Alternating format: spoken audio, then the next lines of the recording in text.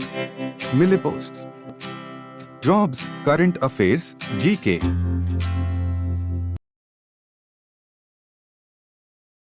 नमस्कार। ईएसए ने क्षुद्रग्रह अपोफिस अध्ययन के लिए RAMSES मिशन तैयार किया। शूमेकर लेवी 9 धूमकेतु 1994 में टूटकर बृहस्पति से टकराया था, जिससे ग्रहों की सुरक्षा में बहुत रुचि पैदा हुई।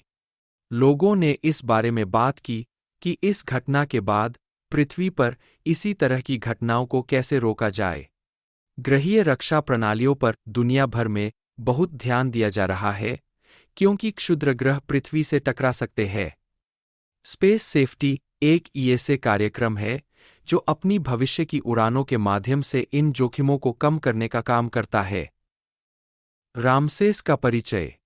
ईएसए ने अंतरिक्ष सुरक्षा के लिए रैपिड अपोफिस मिशन रामसेस के लिए तैयारी शुरू कर दी है।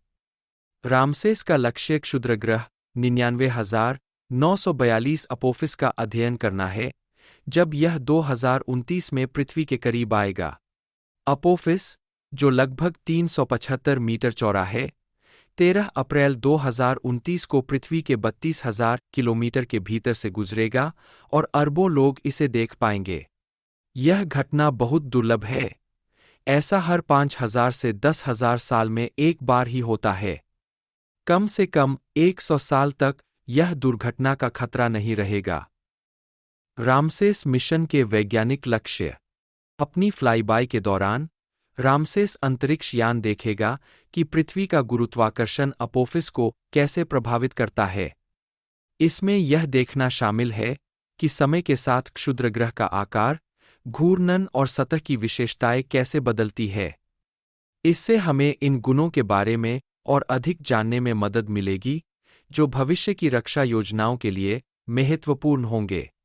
नासा का ओसिरिस अंतरिक्ष यान भी अपोफिस के पीछे जाएगा, जो विशेषज्ञों को यह पता लगाने में मदद करेगा कि फ्लाईबाय के बाद क्या परिवर्तन हुए।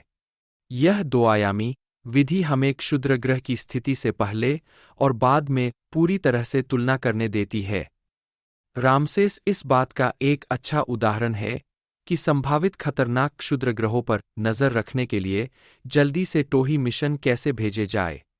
सटीक डेटा क्षुद्रग्रहों को विक्षेपित करने और प्रभावों से बचने की रणनीति में मदद करेगा। ईएसए के बारे में। संस्था और सदस्य देश।